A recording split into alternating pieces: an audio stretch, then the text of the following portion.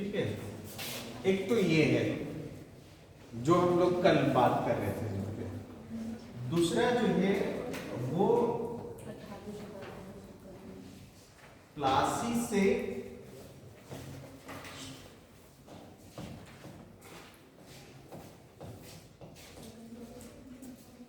1857,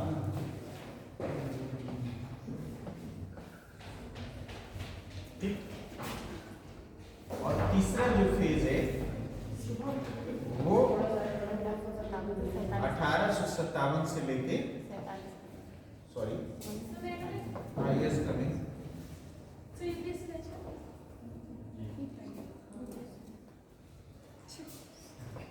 1857 से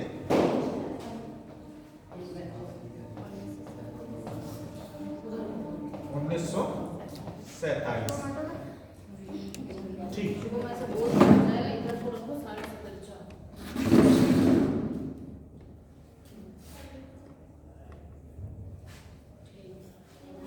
पूरे modern India की फ्रेमिंग हम चाह रहे थे, तो इसमें पहला जो 3 फेजेस में अगर हम इसको बांटे तो पहले 18वीं शताब्दी का जो संक्रमण काल है उस पे बात हो सकती है। दूसरा प्लासी से 1857 तक, इसे सही कर लो, 1857,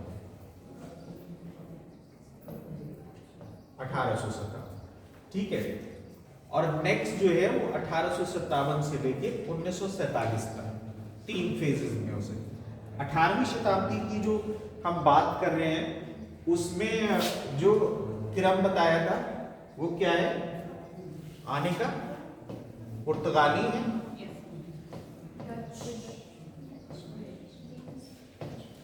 डच,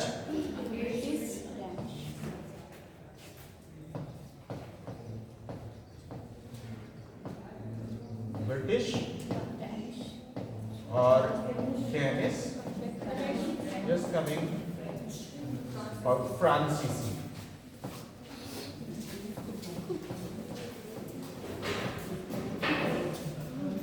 ठीक है,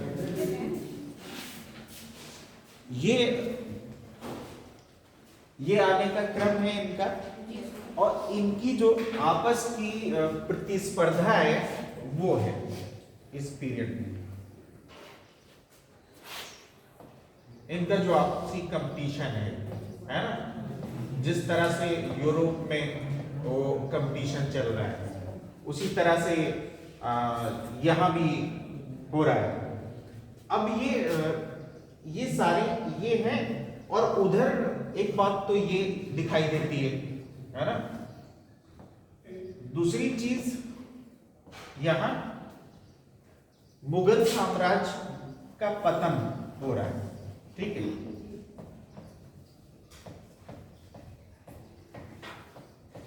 मुगल साम्राज्य का पतन,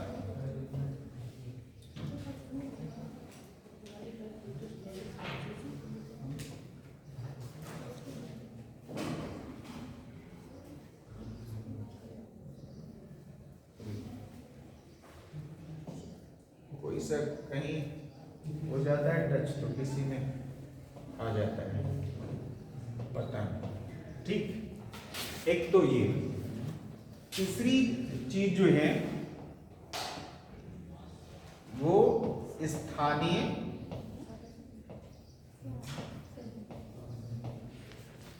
रियासतों का उदय।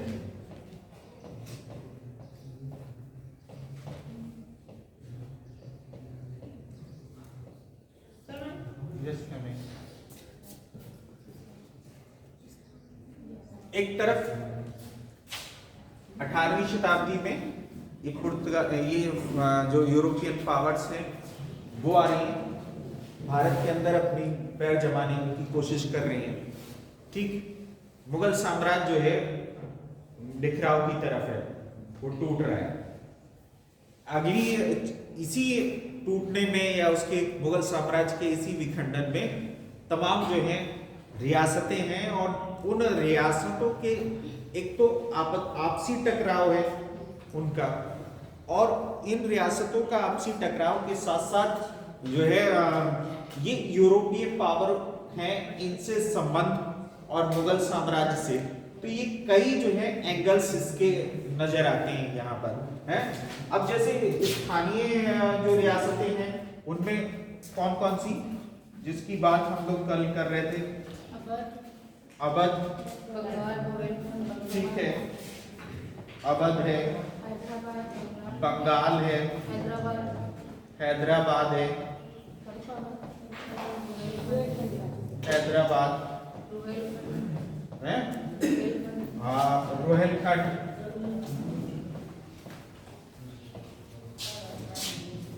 रोहिलखंड, ठीक है, रोहिलखंड में भी बाइफर्केशन हो जाना है? तो ये तो वो लोग हैं जो कि मुगलों के कहीं ना कहीं ब्यूरोक्रेसी में रहे और बाद में उन्होंने उनकी अधीनता का जुआ जो है उतार फेंका और स्वतंत्र रियासतें कायम की, ठीक है। कुछ एक अलग फैब्रिक था दूसरी तरह से कि जो स्थानीय राजा थे और एक मुफ्त जो है एक रकम दे देते थे, टैक्स दे देते थे और उसके बदले में उनको वहां राज करने की अनुमति मिल जाती थी। तो वो तमाम राजे भी, रजवाड़े भी हैं, जैसे उनमें राजपूत राजे हैं,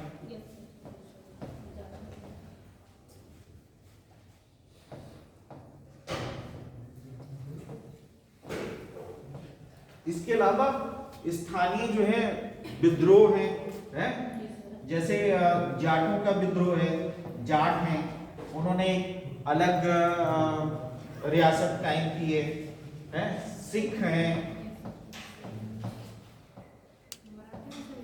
हाँ सिख हैं, मराठे का तो लगातार चल ही रहा था, मराठा भी इसमें शामिल कर लीजिए, ठीक। ये इन पे हो सकती है बात, ठीक। जो कल अमूमन बात जो हुई थी वो यहां हुई। इसको आगे कर सकते हैं क्या? कहां से?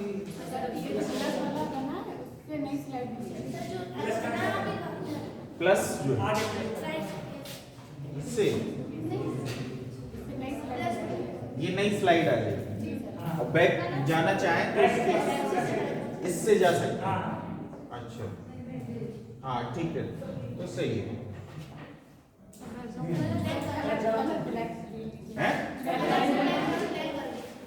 अच्छा ब्लैक करूँ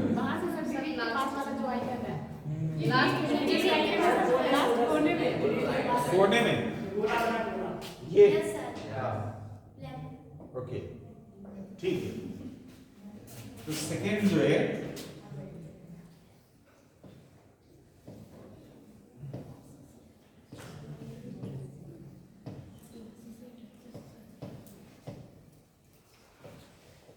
$1857, ठीक। प्लासी कहाँ है? प्लासी किधर है? अरे किस जगह है प्लासी, किस स्टेट में?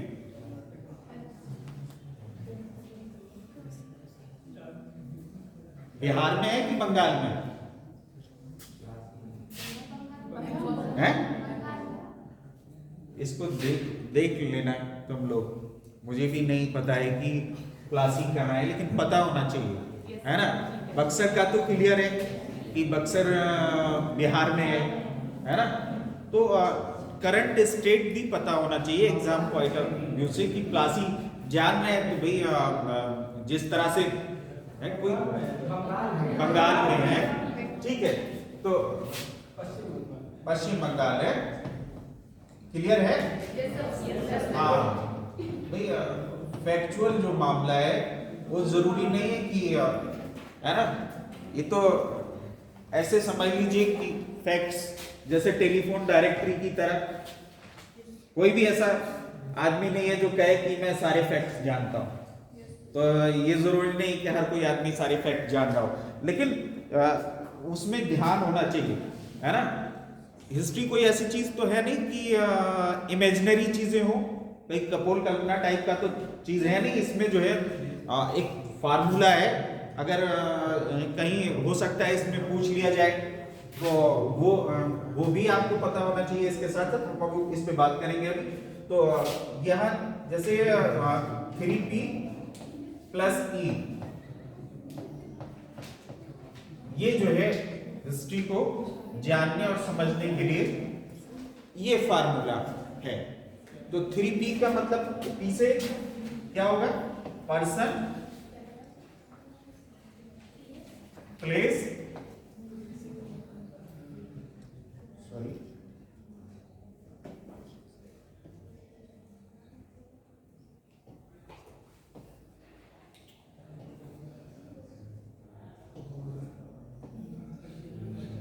प्लेस, पीरियड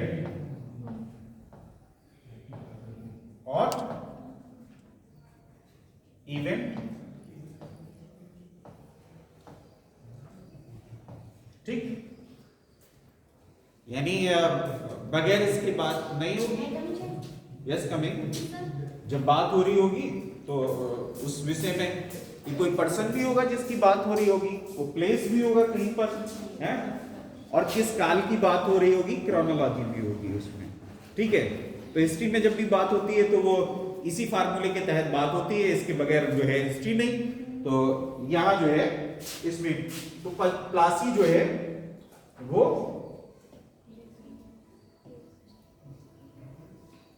बंगाल में। ठीक,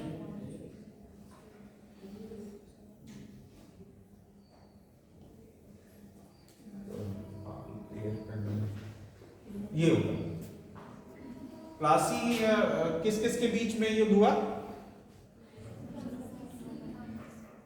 क्लाइव, बंगाल का गवर्नर, ठीक है, 1757, यानी 1757 से लेके 1857 तक का जो इतिहास है इसको हम लोग पढ़ने वाले हैं इस फेज के अंदर।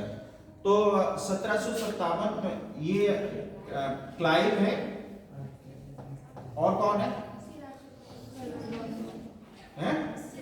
सिराजुद्दौला।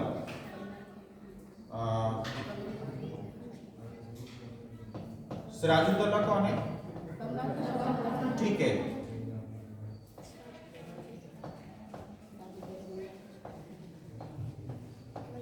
और भी तो कोई था।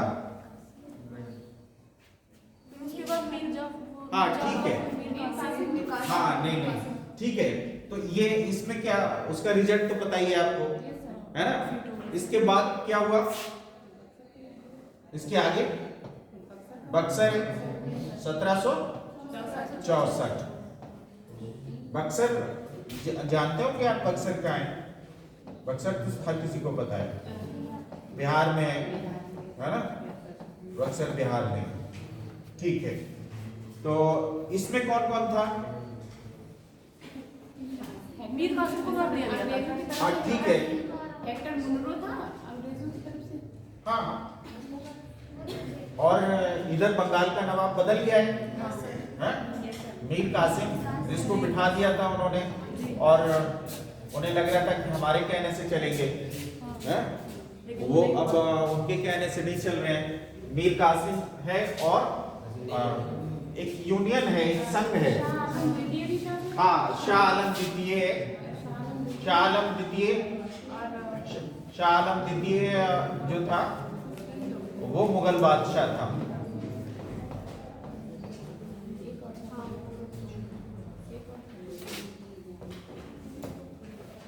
सुजाउद्दौला,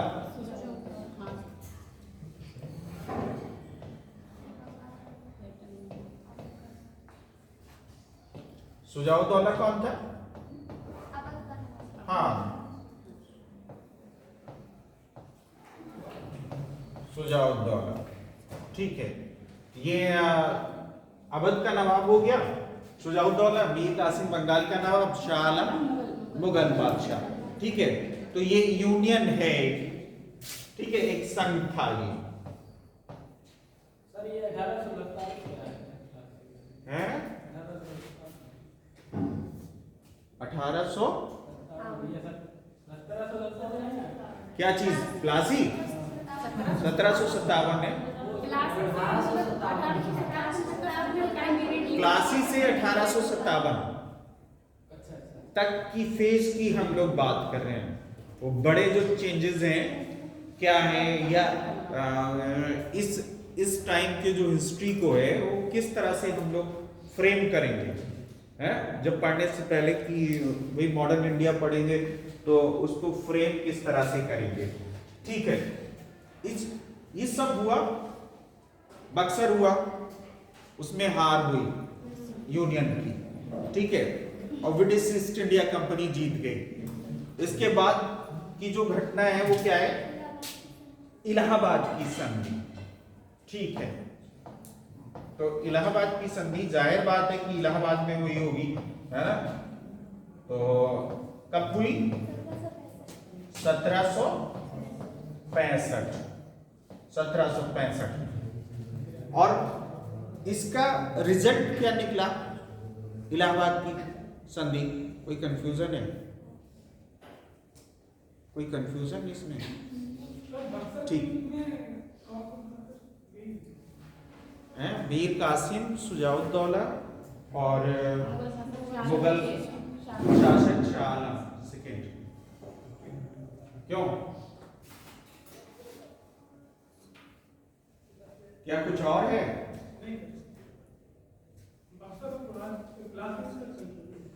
बक्सर और प्लासी में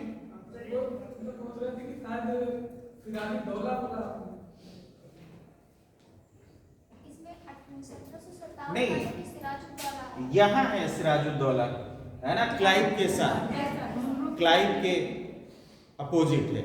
ठीक है, इलाहाबाद की संधि हुई, उसका रिजल्ट क्या हुआ, उसका इलाहाबाद की संधि का जो परिणाम है वो क्या है?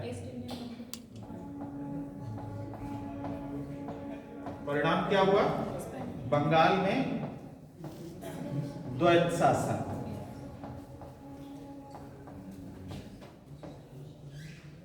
अरे तुम्हारा इसमें है कि नहीं है? अच्छा, वही लोग बैठेंगे जो इसमें हैं?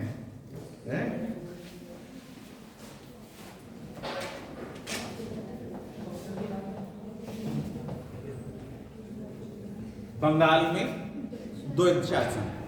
ठीक है, तो बंगाल में द्वैत शासन का क्या मतलब हुआ?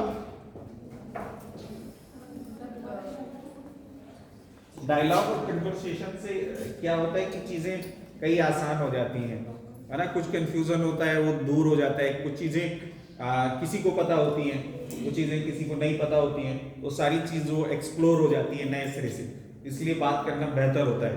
तो द्वैत शासन मतलब होता है कि दो तरह से डबल शासन है एक ही जगह पे।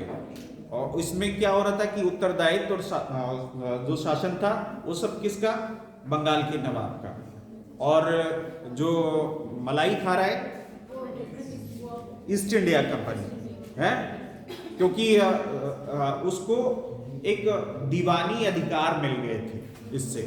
ठीक है, इसका द्वैत शासन का मतलब ये हुआ कि ईस्ट इंडिया कंपनी को दीवानी अधिकार मिल चुके हैं।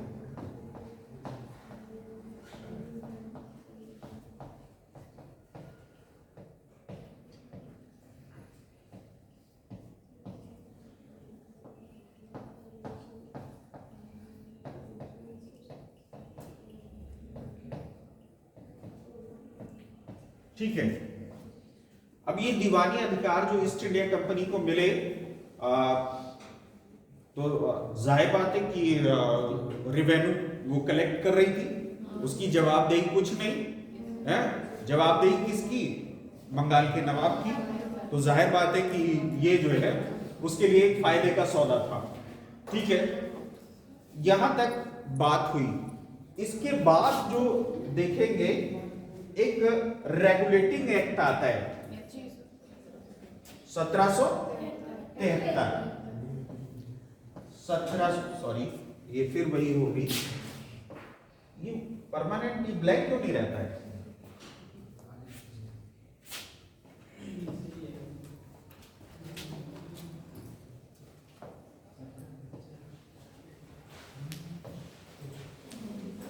सत्रह सौ तिहत्तर का है ना? ठीक है।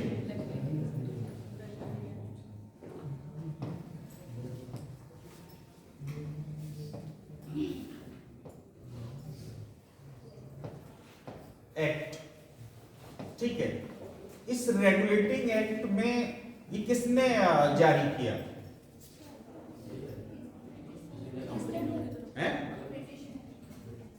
हाँ, ब्रिटिश संसद, ठीक है। ये ईस्ट इंडिया कंपनी को रेगुलेट कर रहा था, ये रेगुलेटिंग एक्ट, ठीक है। तो यहां से शुरू होता है कि ब्रिटिश क्राउन या ब्रिटिश संसद की पकड़ ईस्ट इंडिया कंपनी के ऊपर, ये पहला प्रयास है या पहला फेज है यहाँ पर।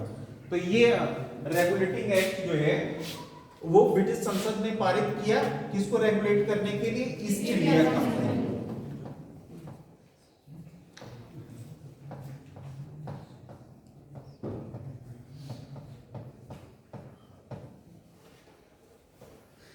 संसद मान लीजिए है, संसद द्वारा, ठीक है। ये फिर टाइम गुजरता जा रहा है? उधर इसमें प्रतिस्पर्धा जो है यूरोपीय पावर्स में वो भी चल रही है। उसी दौरान जो है तमाम युद्ध हो रहे हैं। कर्नाटक युद्ध, फ्रांसीसी और अंग्रेजों के बीच की जो जद्दोजहद है वो कर्नाटक युद्धों में सामने आती है, ठीक है। एक उसी दौरान देखते हैं कि मैसूर का उदय होता है? वो अपने आप में एक बड़ा ही इंटरेस्टिंग पॉइंट है कि हैदर अली हैदर अली और टीपू सुल्तान ने मैसूर को जो है आगे बढ़ाया। वो उससे पहले किस राज्य का हिस्सा थे मैसूर? मैसूर किस राज्य का हिस्सा था? मैसूर के रूप में उदय होने से पूर्व जो है हैदर अली कहां पर किसके लिए सेवा दे रहा था? वाडियार जो शासक थे उनके लिए कर्नाटका में, और बाद में उसके सेनापति को मार के हैदर अली ने, क्योंकि वो बहुत भ्रष्ट और करप्ट था, तो उसने उसको मार के फिर नए जो है साम्राज्य को बनाया, नई रियासत बनाई जो मैसूर रियासत के नाम से आती है। और फिर मैसूर के ब्रिटिश ईस्ट इंडिया कंपनी से भी युद्ध होते हैं, और ये तब तक चलता रहता है जब तक टीपू सुल्तान खत्म नहीं हो जाता। और टीपू सुल्तान और हैदर अली का काम भी बहुत ही इम्पोर्टेंट है। वो जो है यूरोप के जैकोबिक क्लब का मेंबर बनता है टीपू सुल्तान, और दुनिया के दूसरे हिस्सों से भी अपना अलायंस बनाने की कोशिश कर रहा है अंग्रेजों के खिलाफ, ठीक है। फ्रांसीसियों से मदद ले रहा है, ठीक है। और इसी दौरान फ्रांसीसी और इनके बीच की जो जद्दोजहद है वो भी सामने आती है, ठीक है। तो ये हो गया। तो इस जो 57 तक का जो काल है वो ईस्ट इंडिया कंपनी के अधीन जितनी भी ईस्ट इंडिया कंपनी की पॉलिसीज हैं उन पे बात होगी, ठीक है। बंगाल की गवर्नर है, फिर बाद में वो भारत के गवर्नर हो गए हैं, उन पे बात होगी जिसपे उनकी पॉलिसीज हैं, उनका जो एक्सप्लॉइटेशन का, जो ब्रिटिश एक्सप्लॉइटेशन का जो जरिया है ईस्ट इंडिया कंपनी का, उस पे बात हो सकती है इसमें। और बाकी किस तरह से उन्होंने भारत में अपनी सत्ता को संगठित किया है, तो ये एक तरह से संगठन का काल है जो 100 साल का टाइम देख रहे हैं आप। प्लासी से लेके 1757 से 1857 तक का जो 100 साल का काल है वो 100 साल का काल ईस्ट इंडिया कंपनी का संगठन है।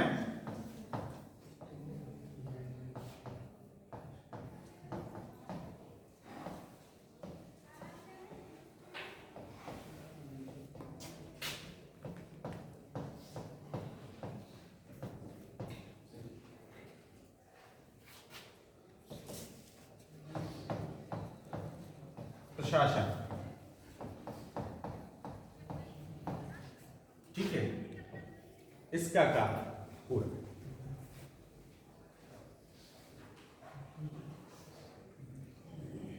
ठीक है,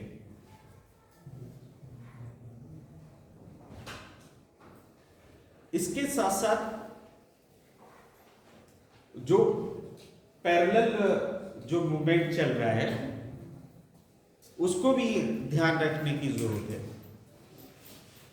भारत में समाज सुधार आंदोलन है, इसी दौरान इसी फेज में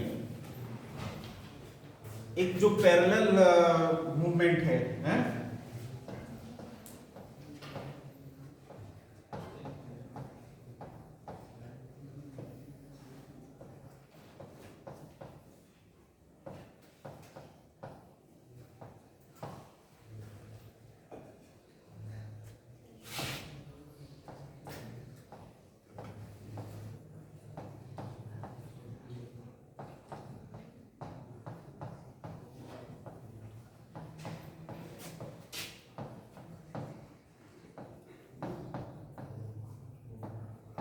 और उसके प्रेरणा कौन माने गए?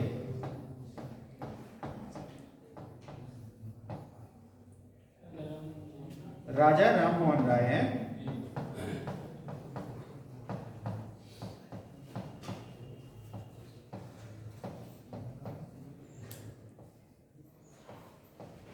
राजा राम मोहन राय, ठीक। बहुत सारे नाम आपको इस दौरान देखने को मिलेंगे, ठीक है। राजा राम मोहन राय हैं, समाज सुधार, ईश्वर चंद्र विद्यासागर हैं, ठीक है, केशव चंद्र सेन हैं, स्वामी विवेकानंद हैं, स्वामी दयानंद सरस्वती हैं, ठीक है। तो बहुत एक लंबी फेरिस्त है, एक लंबी लिस्ट जो है समाज सुधारकों की है। और वो जो है इसी ईस्ट इंडिया कंपनी से या जो गवर्नर हैं इनके साथ मिलके काम कर रहे होते हैं, ठीक है। ये एक अलग इसके समानांतर इसी काल में चल रहा होता है, यानी वही 100 साल का समय है जो भारत में समाज सुधार की भी बात हो रही है, या ऐसी आवाज भी उठ रही है कि जो भारत में समाज के अंदर जो बुराइयां हैं वो समाज की बुराइयों को दूर करने के प्रयास होने चाहिए। उसमें जो भारतीय बुद्धिजीवी वर्ग है वो सामने आता है। ये बुद्धिजीवी वर्ग कौन सा वर्ग है?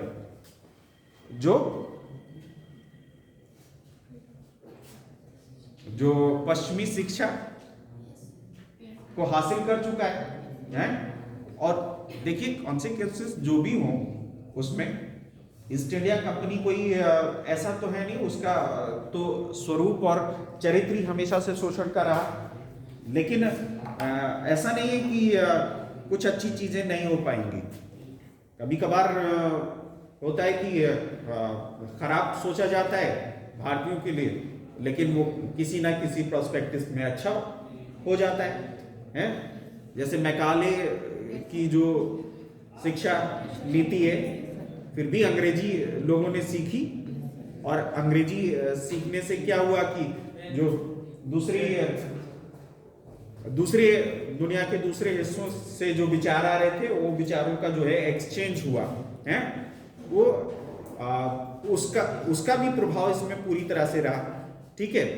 तो ये एक अलग पैरेलल मूवमेंट है जिसको आप इसी दौरान पढ़ेंगे, ठीक है। तो ये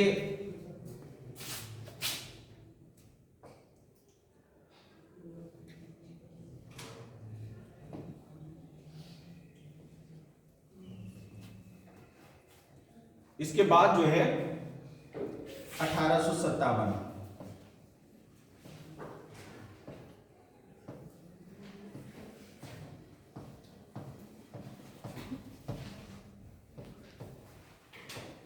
1947। ठीक है, 1857 का विद्रोह होता है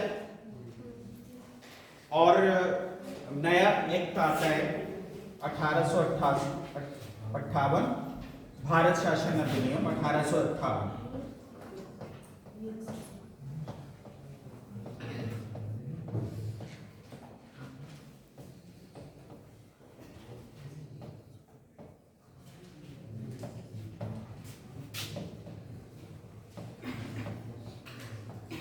ठीक है, भारत शासन अधिनियम 1858, 57 हो गया, उसको 58 कर दिया,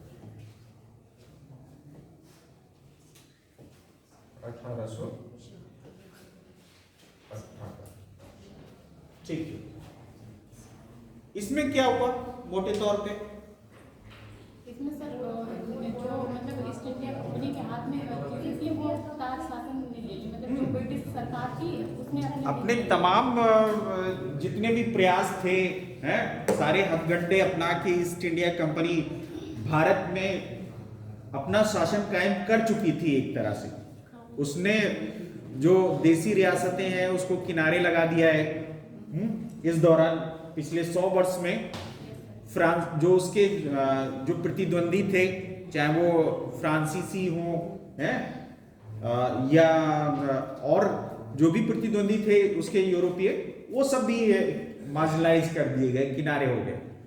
और जितनी भी रियासतें थी उनसे या तो उसने पैक्ट कर लिया है, कोई समझौता हो चुका है, या उस पे कोई सहायक संधि लगाई गई है, या उसको जैसे अवध का है विलय हुआ कुशासन के आधार पे कोई ना कोई करके किसी ना किसी जद्दोजहद के तहत ईस्ट इंडिया कंपनी के साम्राज्य में मिलाने की प्रयास किया गया है पिछले 100 साल।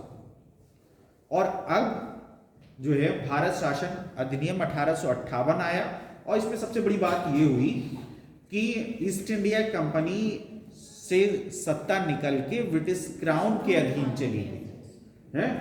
तो मोटे तौर पे ये जो चेंज है वो शासन अब ईस्ट इंडिया कंपनी की बजाय किसका हो गया? British crown.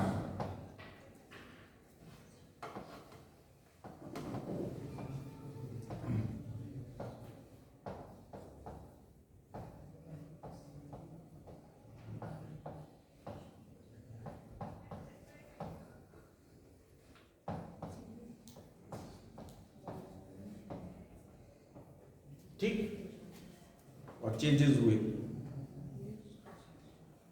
और यही वो दौर है। इसी दौर में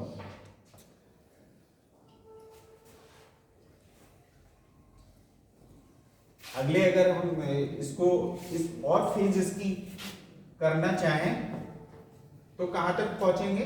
1885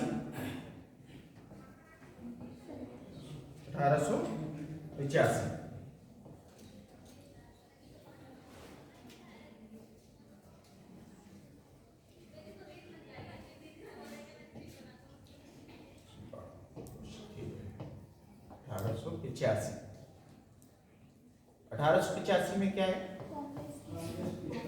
ठीक है, कांग्रेस की स्थापना है।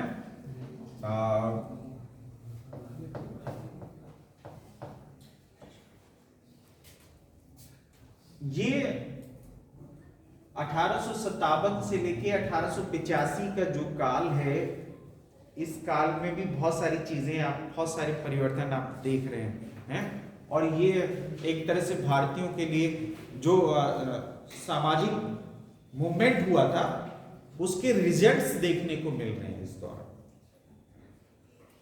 जो सोशल मूवमेंट था उस सोशल मूवमेंट्स के रिजल्ट्स जो है देखने को इस दौरान मिलेंगे आपको।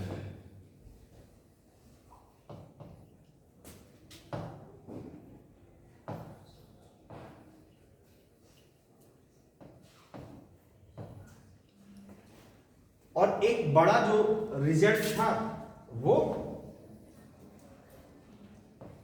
कांग्रेस की स्थापना इस दरमियान बहुत सारी तंजीमें हैं, बहुत सारी संस्थाओं का गठन हो रहा है, और वो राष्ट्रवाद का जो विकास चल रहा था, उस राष्ट्रवादी विकास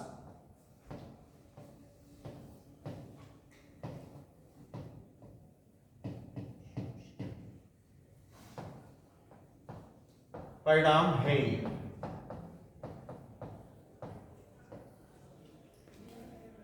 सोशल या रिलीजियस मूवमेंट जो है। इन सोशल रिलीजियस मूवमेंट का रिजल्ट क्या है, उसका जो परिणाम था वो क्या हुआ? राष्ट्रवाद का उदय है, और अल्टीमेट जो है वो राष्ट्रवाद का उदय की परिणति कहां तक पहुंची? कांग्रेस की स्थापना। हालांकि कांग्रेस की स्थापना के बारे में भी तमाम थ्योरी हैं, मिथक भी दिया हुआ है कांग्रेस की स्थापना, और कांग्रेस की स्थापना का सच भी दिया हुआ है। आप भारतीय स्वतंत्रता संघर्ष जो है बिपिन चंद्रा की किताब पढ़ी होगी, अगर नहीं पढ़ी है तो नोट कर लीजिए, ये बड़ा अच्छी किताब है बिपिन चंद्र की किताब, ठीक है। अलग अलग एडिट की हुई किताब है, हिंदी कार्यान्वयन निदेशालय से छपी है दिल्ली से। भारतीय स्वतंत्रता संघर्ष बिपिन चंद्र, ठीक है। उसमें 2 चैप्टर इसी पे हैं पूरे। एक तो जो सेफ्टी वॉल की थ्योरी है कांग्रेस की स्थापना की, उसके बारे में दिया हुआ है, और दूसरी उसका सच क्या है, एक्चुअल में क्या था, है? एवो हयूम जुड़े हुए हैं और तमाम लोग भी जुड़े हुए हैं उससे, इस वजह से ये सवाल उठाया जा रहा है। लेकिन एक्चुअल में क्या हुआ कि आप देखेंगे जो 1857 से और 1885 तक का जो टाइम है, कितने साल हो गए इसमें? 1885 तक 25 या 30 ईयर मान लीजिए।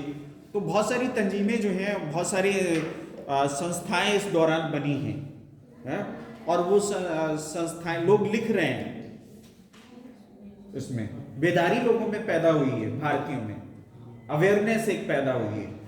अवेयरनेस किसको लेके? भारतीय हितों को लेके, राष्ट्रवाद की एक कॉन्सेप्ट उनको समझ आ रही है क्या है? और जो ईस्ट इंडिया कंपनी का जो शोषक चरित्र है वो सामने आ रहा है इस दौरान, वो उजागर हो रहा है। वो जो शोषक चरित्र और ब्रिटिश साम्राज्य का, लोग उसके खिलाफ मुखर होने लगे हैं। उसमें तमाम पत्रकारिताएं हैं, बहुत सारे लेख लोगों ने लिखना शुरू कर दिए हैं। उसमें लोग नाम बदल बदल के लिख रहे हैं। इसी दौरान जो है बेल्ट ड्रेन का मामला आता है? दादा भाई नेहरू जी की किताब है। तो दादा भाई नेहरू जी की किताब कौन सी है? Poverty and un-British rule in India, ठीक है। Poverty and un-British rule in India. अच्छा, ठीक है। तो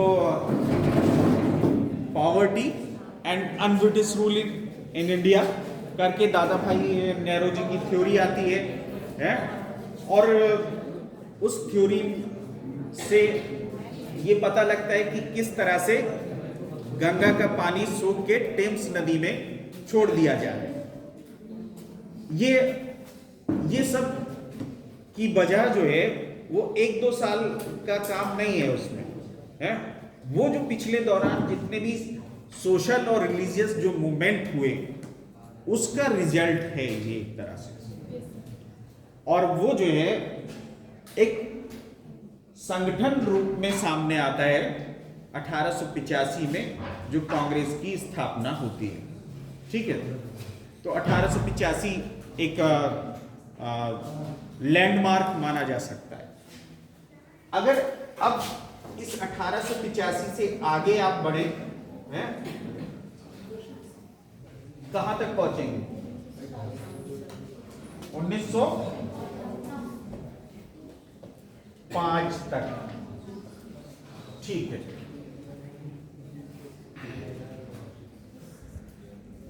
1905 तक क्या है ये जो फेज,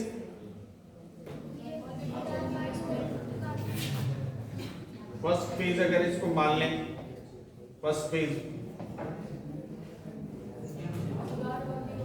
उदारवादी, ठीक है।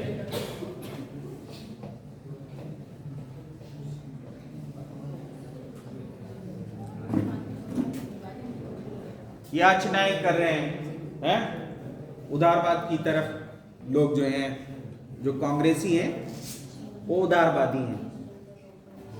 आहिस्ता से अपनी बात को, अपनी मांगों को इस दौरान रखते हैं।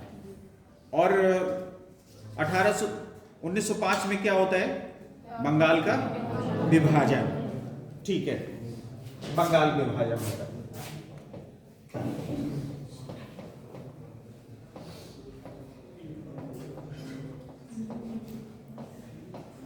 बंगाल विभाजन क्यों हुआ, क्यों किया गया? वहाँ पर क्रांतिकारी समूह का गठन काफी क्रांतिकारी विचारधारा के लोग वहाँ पर जाता है और क्रांतिकारी विचारधारा नहीं, ईस्ट इंडिया ब्रिटिश हुकूमत ने क्या कहा इस मामले में?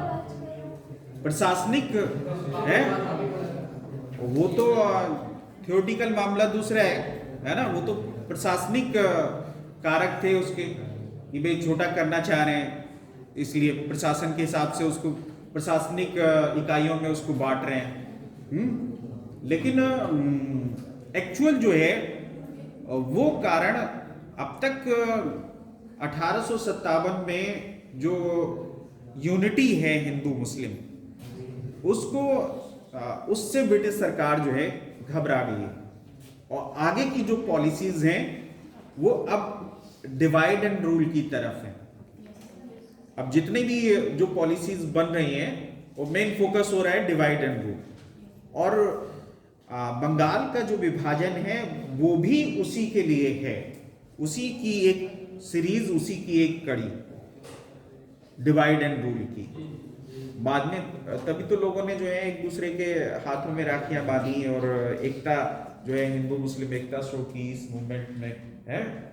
स्वदेशी भी है, इसके साथ बहिष्कार भी है, वो सब देशी के साथ जो है चल रहे हैं साथ साथ, ठीक है।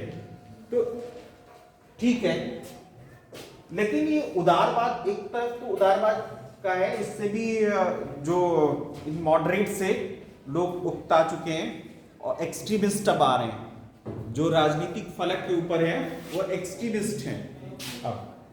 और उसको लेके कांग्रेस का विभाजन हो गया। क्यों, कब हुआ? 1907 कांग्रेस का विभाजन और अधिवेशन सूरत।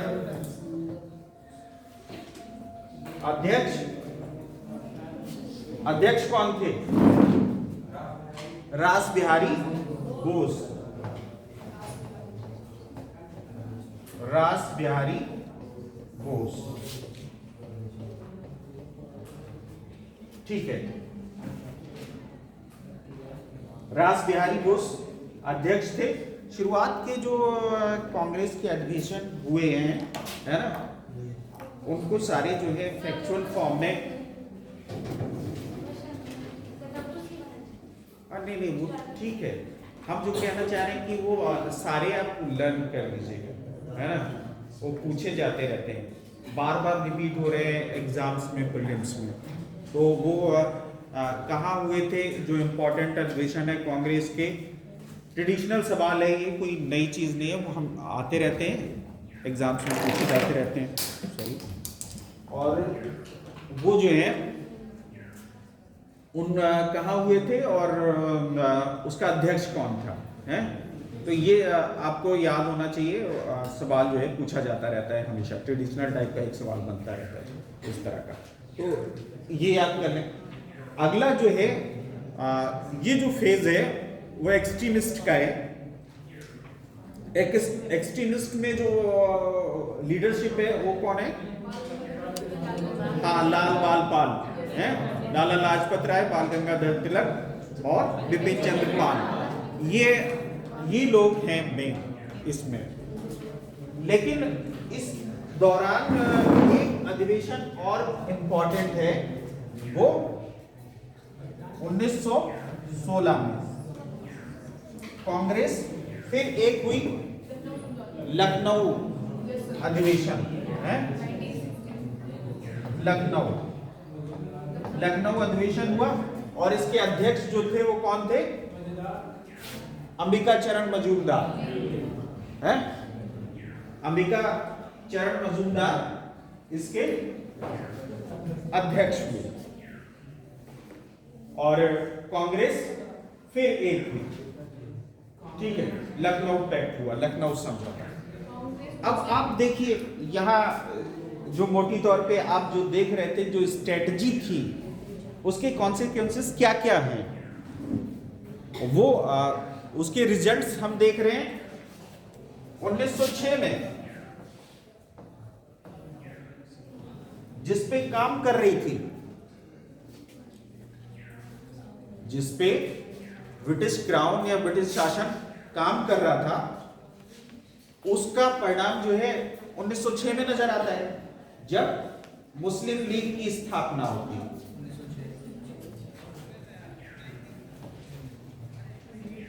साथ साथ आपको देखने पड़ेंगे ना सारी चीजें।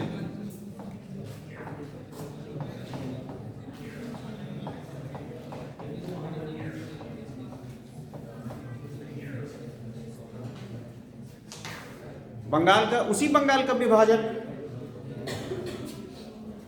जिसको देख रहे थे कि हिंदू मुस्लिम एकता के लिए बहुत बड़ी चुनौती जो है हो सकती है, ब्रिटिश साम्राज्य के लिए बहुत बड़ी चुनौती हो सकती है हिंदू मुस्लिम एकता, उसी को बांटा गया और वहीं पर जो है ढाका में मुस्लिम लीग की स्थापना हुई। किसने की? आगा खां और नवाब आगा खां और सलीमुल्लाह खां, ठीक है, ये हुई। और यहां से जो आगे बढ़ती है ब्रिटिश शासन, 1909,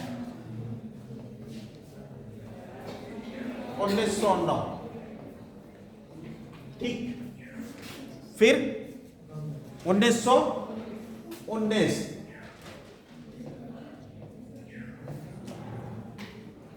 ठीक है, फिर ये 1929 में आना चाहिए था, 10 साल बाद, लेकिन पहले आया साइमन कमीशन, ठीक है।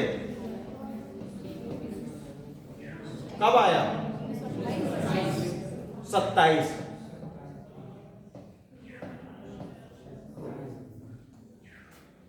इसी उसमें तो हो रहा है, जिस पॉलिसी पे वो काम कर रहे हैं उसी पॉलिसी को आगे बढ़ा रहे हैं। फैक्चुअल फॉर्म में फ्रेमिंग इंपॉर्टेंट है हिस्ट्री के लिए। फैक्चुअल फॉर्म तो ऐसे है जैसे आपने कोई तस्वीर बना ली है, स्ट्रक्चर बना लिया, डेकोरेशन है वो फैक्चुअल फॉर्म में, ठीक है। आप कॉन्सेप्ट बना लीजिए, उसकी फ्रेमिंग कर लीजिए और इसको डेकोरेट करते रहेंगे फैक्चुअल फॉर्म से, ठीक है। तो वो प्रोसेस तो चलता रहना है ना, जब तक आप स्टडी करेंगे नए नए फैक्ट्स आपको मिलते रहेंगे और उन फैक्ट्स को आप अपने नोट्स में जहां भी मौका मिले उसको अपनी मेमोरी में उसको ऐड करते रहेंगे, ठीक है। लेकिन खास तौर से आईएएस में ऐसे सवाल जो रहते हैं वो कॉन्सेप्चुअल रहते हैं, जो आप फैक्चुअल फॉर्म से आप नहीं जो है रटने से आपको नहीं आएंगे, जब तक चीजें आप एक दूसरे से कोरिलेट करके नहीं समझ लेंगे, है। वही जो है जिसपे हिंदू मुस्लिम एकता 1857 की जिससे डर गए थे, उस पे डिवाइड एंड रूल में काम कर रहे हैं और वही डिवाइड एंड रूल जाके 1905 में बंगाल का विभाजन करते हैं और इसके बाद 1909 में मार्ले मिंटो सुधार हैं और फिर 1919 में चेम्सफोर्ड चेमसूट पहले है, रोलरटेक तो 1919 में है क्या? तो एक चेमस्फोर्ड 1918 में होगा, 1917 है, सॉरी 17 है ना? कंफर्म कर लो तुम लोग एक बार। सर 1990 नहीं है, कि क्या चीज? Wanted transfer. अच्छा जरा देख लो एक बार, इतनी चीज तो गूगल भी बता देगा।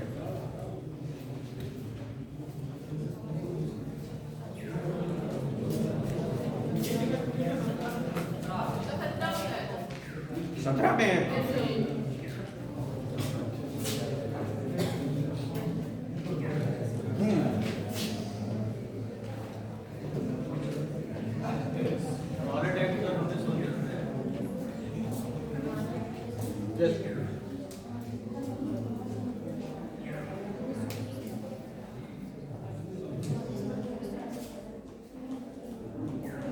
उन्नीस सौ उन्नीस जो है चेम्सफोर्ड सुधार है, ठीक है, लेकिन उसी सीक्वेंस में है, उसी सीरीज में है ये। और रोलरटेक जो है आया वो किस लिए आया?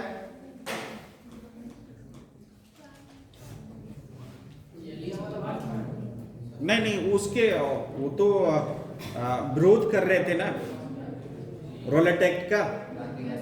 तो जलियांवाला बाग में जो सभा हो रही थी बैसाखी पे, कौन कौन थे? सतपाल और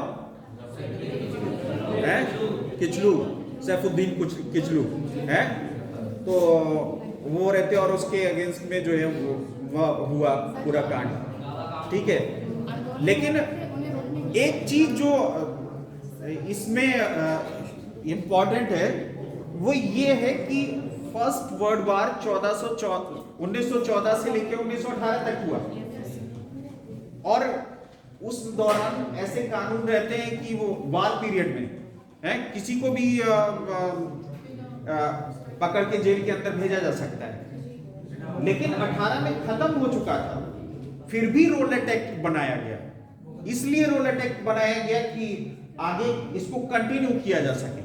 तो उसको वैधानिक रूप देने के लिए लीगल रूप देने के लिए रोलरटेक है, काला कानून जिसको कहा गया, कि बगैर बताए, बगैर उसका अपराध जो है सिद्ध किए, उसको जितने टाइम तक चाहे जेल में डाला जा सके।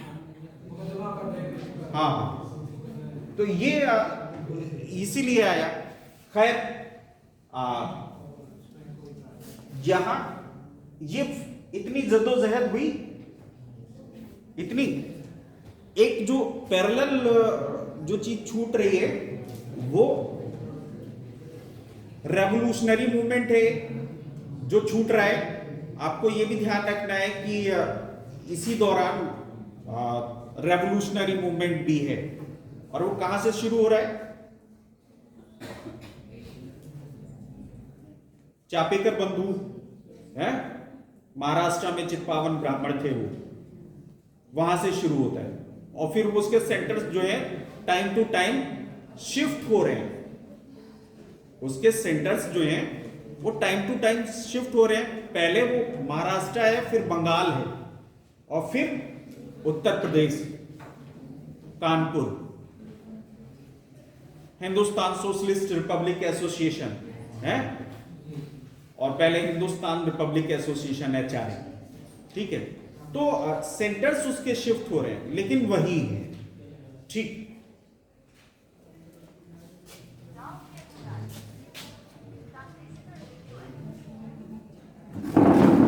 यहां से हम लोग नए युग में प्रवेश करते हैं। 1918 से 1947 तक।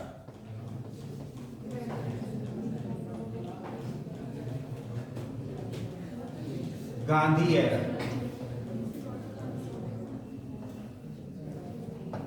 गांधी युग, ठीक।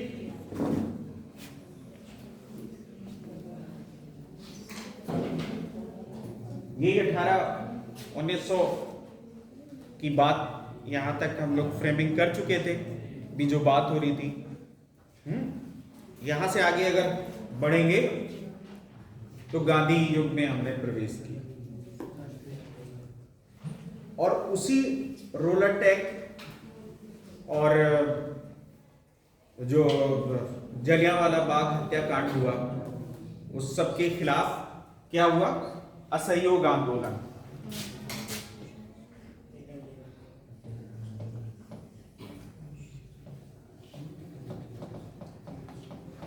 असहयोग आंदोलन और खिलाफत आंदोलन दोनों साथ साथ हैं।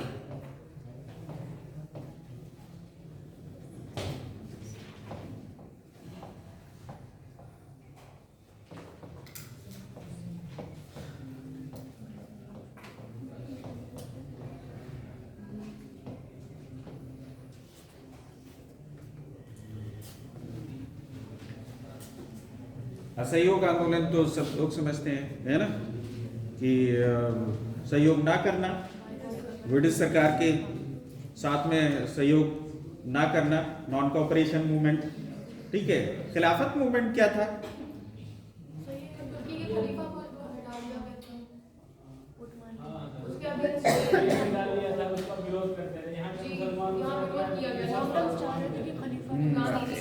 हाँ, एक एक करके क्या क्या कह रही है मुझे?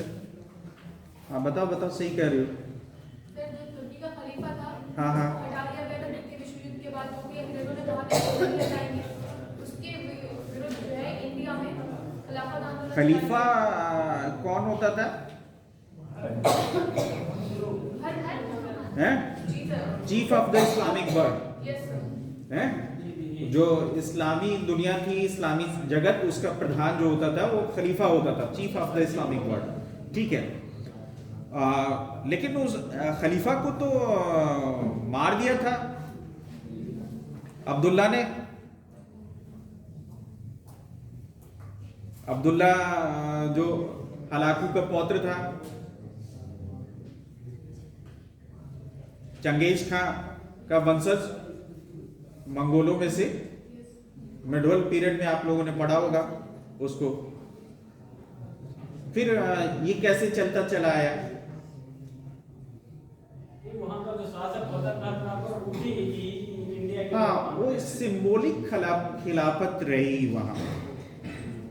खलीफा नहीं रहा, वो सांकेतिक मामला था, लेकिन लोगों की आस्थाएं जो हैं वो तुर्की के साथ जुड़ी हुई थी। और जब प्रथम विश्व युद्ध हुआ तो मुसलमानों को ये विश्वास दिलाया गया कि तुर्की का अहित नहीं किया जाएगा, लेकिन बाद में तुर्की का बंदरबाट हुआ और इसीलिए उनकी भावनाएं आहत हुई। और उन संकेतों को सुरक्षित करने के लिए जो मूवमेंट चला वो खिलाफत मूवमेंट, और गांधी जी ने असहयोग आंदोलन और खिलाफत आंदोलन को मिला दिया साथ में। ठीक है, बढ़िया चल रहा था आंदोलन। फिर क्या हुआ? चोरी चोरा है, क्या चीज?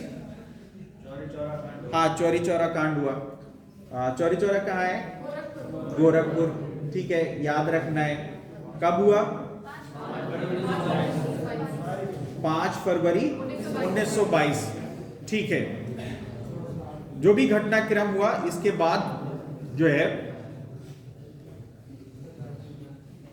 गांधी जी ने असहयोग आंदोलन वापस ले लिया,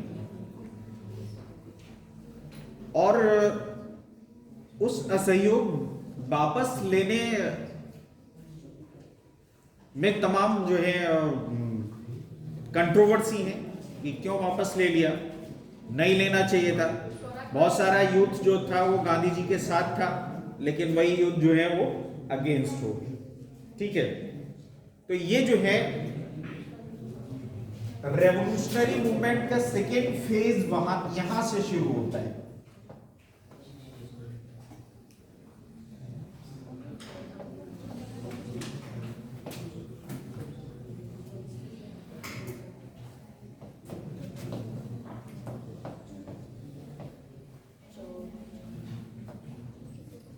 ठीक।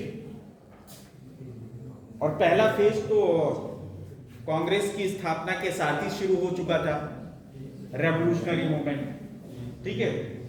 तो एक तरफ तो ये कांग्रेस, अमूमन हम लोग करते क्या है कि कांग्रेस को ही पूरा राष्ट्रीय आंदोलन मान लेते हैं, जिसमें पूरा रेवोल्यूशनरी मूवमेंट छूट रहा होता है? तो वो इसके समानांतर है, उसको छोड़ना नहीं है, उसको भी साथ साथ देखना है कि कुछ ना कुछ उधर भी चल रहा होगा। वो तमाम जो है व्यक्तिगत तौर पे जो घटनाएं थी वो सब चल रही थी उस रेवोल्यूशनरी मूवमेंट, ठीक है। उसकी सेकेंड फेज जो है शुरू होती है, उससे पहले एक फेज गुजर चुकी है। और इस रेवोल्यूशनरी मूवमेंट को भी आप दो फेजेस में ले लीजिएगा, फर्स्ट फेज और सेकेंड फेज। इसके अलावा दो तरह से भी आप इसको देख लें, एक तो इन इंडिया और दूसरे आउटसाइड इंडिया।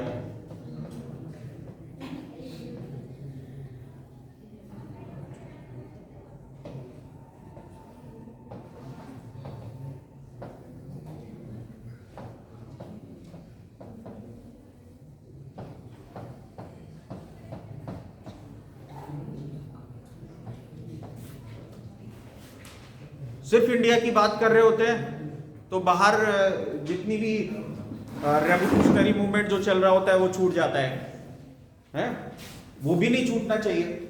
तो यहाँ का जो इंडिया के बात तो हो जाती है, चापेकर बंधु और जितने भी सैंडर्स की हत्या है भगत सिंह द्वारा, और जितने भी ये चीजें होती हैं वो सब आ जाती हैं, लेकिन बाहर जो मूवमेंट्स हैं वो छूट जा रहे हो। और उसमें जैसे बहुत पहले से अफगानिस्तान में एक वो रेवोल्यूशनरी सरकार बनी है, क्रांतिकारी सरकार, राजा महेंद्र प्रताप और बरकतुल्ला हैं, ठीक है। उधर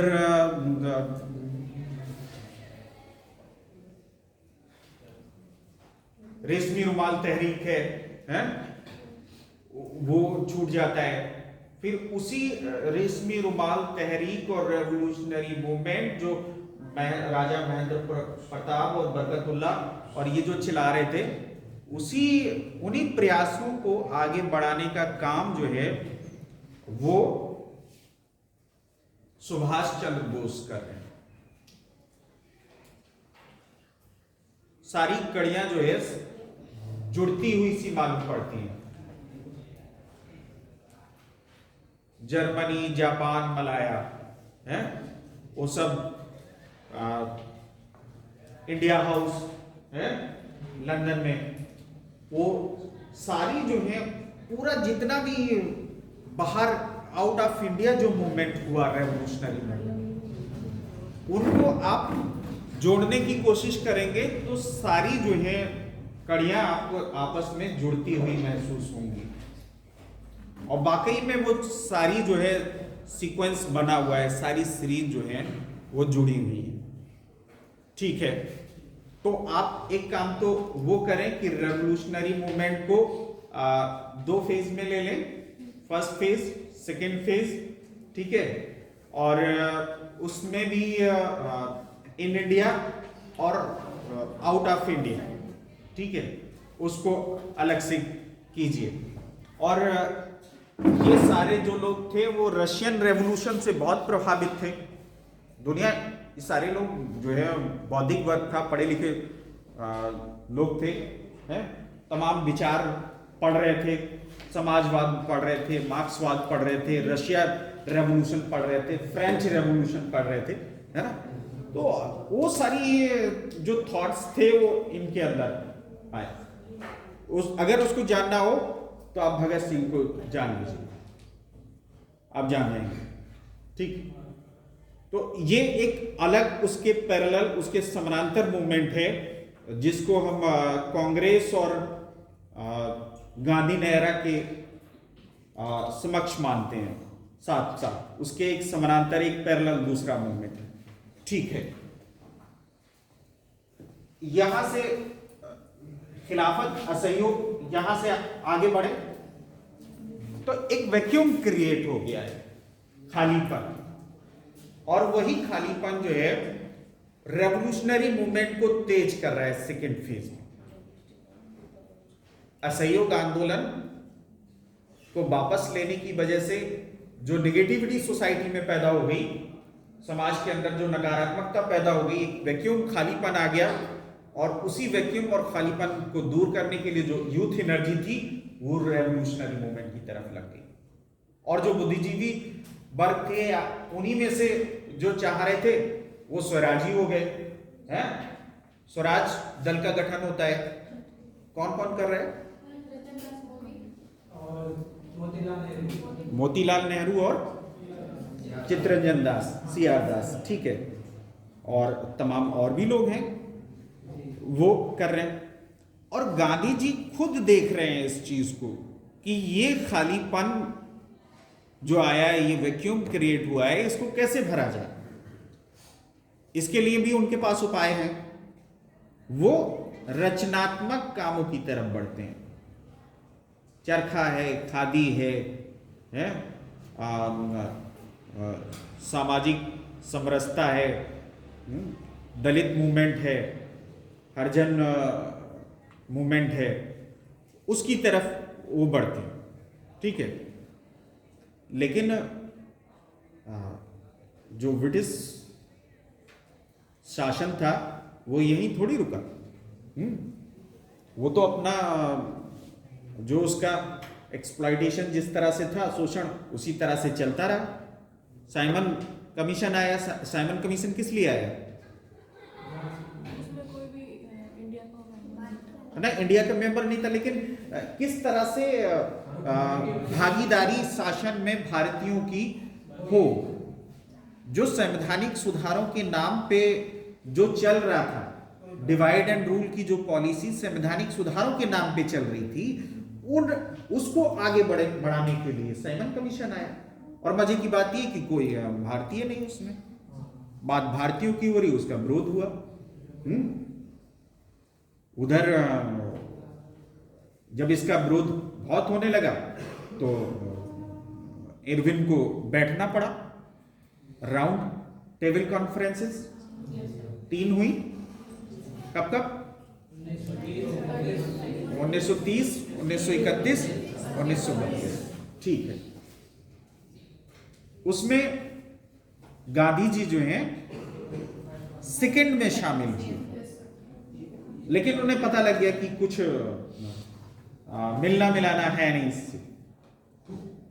उस वक्त तक जो है सविनय भाग्य आंदोलन शुरू हो चुका था, सिविल नाफरमानी। आगे का जो इतिहास है वो किस तरह से भारतीयों को बहलाया जा सके, ब्रिटिश साम्राज्य किस तरह से बहला सकता है, इसकी जद्दोजहद दिखाई देती है। भारत शासन अधिनियम 1935 आया। भारतीय संविधान का 60% हिस्सा उसी से लिया गया है। तो दिक्कत क्या थी? 60% उसी से लिया है। दिक्कत तो उसी में थी जो 40% था, उसी से दिक्कत थी। फिर वो सुधार हुए, इलेक्शंस हुए, उसमें तमाम पार्टीज जो हैं उन्होंने भाग लिया 1939 में। और इसके बाद सेकेंड वर्ल्ड वार शुरू हो चुका था, और अब ब्रिटिश हुकूमत इस बात को अच्छी तरह से समझ चुकी थी कि यहां बहुत दिनों तक नहीं रुका जा सकता। अगले जो भी क्रिप्स मिशन, कैबिनेट मिशन है, माउंटबेटन योजना, सब उसी के लेके है कि किस तरह से सत्ता का हस्तांतरण किया जा सके। यहीं पर व्यक्तिगत सत्याग्रह है, वहीं जो है भारत छोड़ो आंदोलन है? तो इतने एस्पेक्ट इसके हैं जब आप पढ़ेंगे, ठीक है। इसके बाद जो है 1947 सब कुछ जानता है कि भारत को आज़ादी मिली। लेकिन इसमें जो चीज छूटी, इस रेवोल्यूशनरी मूवमेंट का भी एक इसके अंदर भी सब कैटेगरी है ना, जिसमें लेफ्ट मूवमेंट,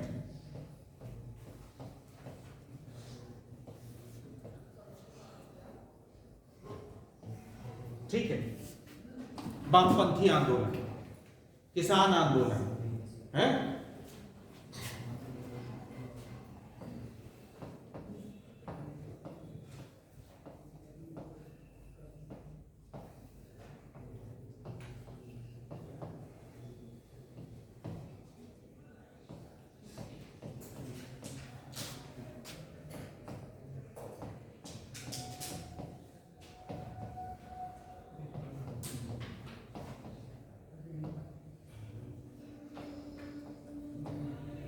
ठीक है। इनको आपको देखना है, क्योंकि दुनिया के दूसरे हिस्सों से भी भारत को जुड़ाव हो चुका था, है? तो भाई ट्रेड यूनियंस वगैरह बन रही थी, उनमें मजदूरों की भी बात हो रही थी, है? स्वामी सहजानंद हैं, किसान मूवमेंट्स भी हैं तमाम।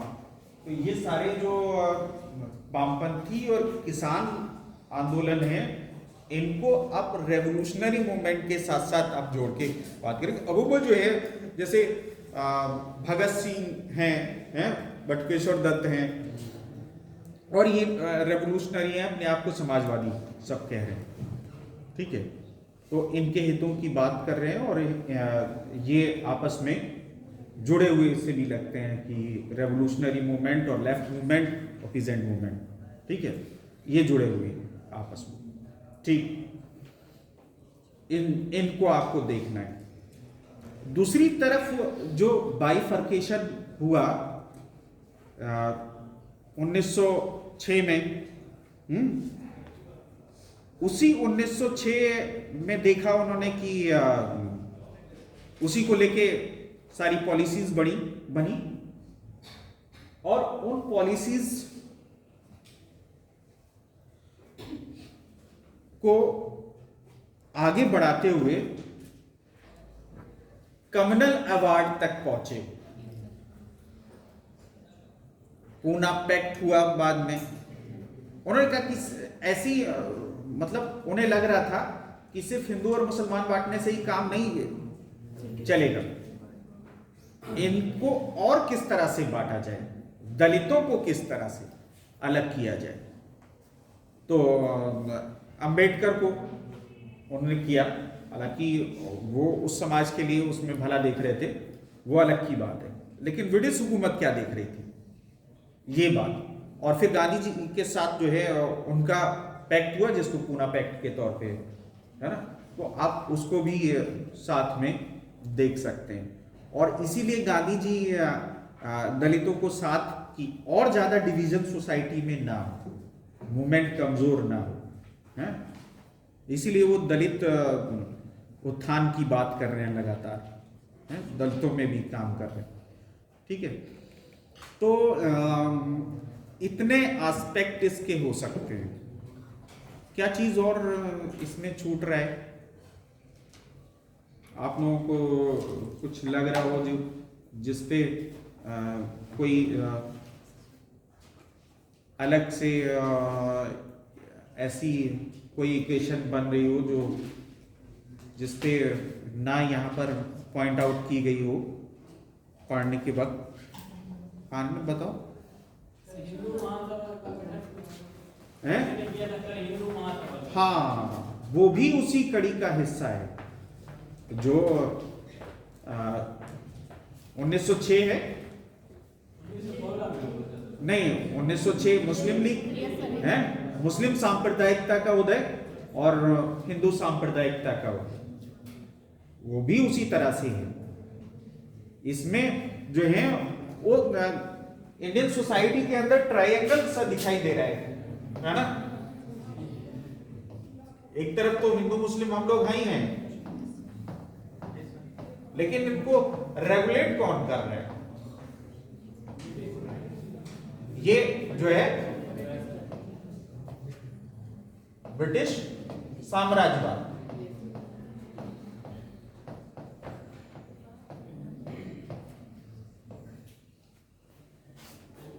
ये इस तरह से ये ट्रायंगल से बनता नजर आ रहा है। हिंदू मुस्लिम तो है ही है, लेकिन तीसरा जो एंगल है इसमें वो ब्रिटिश साम्राज्यवाद है, वो नियंत्रित करने की कोशिश है। ठीक है, बहुत सही बात उन्होंने बताई कि जो चीज छूट रही थी, हिंदू सांप्रदायिकता का उदय है ना, मुस्लिम सांप्रदायिकता के तो हमने देख ही ली थी कहाँ कहाँ से होके चला ये, और क्या छूट रहा है? जो सोशल मूवमेंट हैं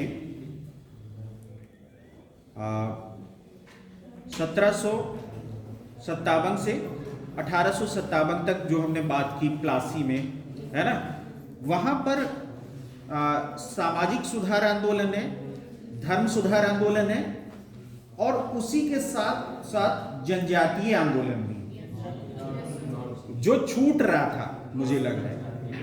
तो एक वहां पर आप जो है ट्राइबल मूवमेंट भी उसमें ऐड कर लीजिए, है ना, जो समाज सुधार, धर्म सुधार आंदोलन और जनजातीय आंदोलन, उसमें इसमें एक चीज जो छूट रही है, जैसे उसमें हिंदू समाज सुधार और मुस्लिम समाज सुधार आंदोलन, बाइफर्केशन उसको कर लेंगे आप, हैं, दो जो है अलग अलग कर लीजिए उसको, हिंदू समाज सुधार आंदोलन और मुस्लिम धर्म सुधार और समाज सुधार आंदोलन, जिसमें अलीगढ़ तहरीक और है देवबंद तहरीक भी आ जाएगी। अमूमन जो है कभी कभार होता क्या है कि जो मुस्लिम समाज सुधार आंदोलन है वो छूट जाते हैं, और जब क्वेश्चन आता है कि बहावी मूवमेंट से, देवबंद मूवमेंट से, अलीगढ़ मूवमेंट से, तो हमें उसके बारे में जान ही नहीं रहे होते, क्योंकि वो छूट गया है वो पार्ट। तो फ्रेमिंग करते वक्त कोई भी पार्ट छूटे नहीं, और कैसे फ्रेमिंग करेंगे ये बात आज मैंने बताई आपको इस तरह से, ठीक है। और अब हम लोग जो है नेक्स्ट डे जब बात करेंगे तो अकॉर्डिंग टू सिलेबस प्लासी से बात होगी, ठीक है। उससे पहले की तो बात हो चुकी है, अब जो बात होगी वो प्लासी से बात होगी। सर ये सेकंड फेज में इन इंडिया और आउटसाइड ऑफ इंडिया में क्या होगा? हाँ, इन इंडिया में जितनी भी रेवोल्यूशनरी एक्टिविटीज हैं, हाँ, उसको फेज वाइज लिस्ट कर लीजिए, और आउटसाइड इंडिया जो एक्टिविटीज हैं उनको आप देख लीजिए, है ना, उसमें तमाम तहरीक है, बहुत सारी। अभी इसको छोड़ दीजिए, जब हम लोग बात करेंगे तो इसको इस तरह से अलग अलग स्ट्रक्चर छोड़कर फिल ना करें। हाँ, अभी स्ट्रक्चर पे छोड़ दीजिए, जब हम लोग इसको अलग अलग डिस्कस करेंगे तो और क्लियर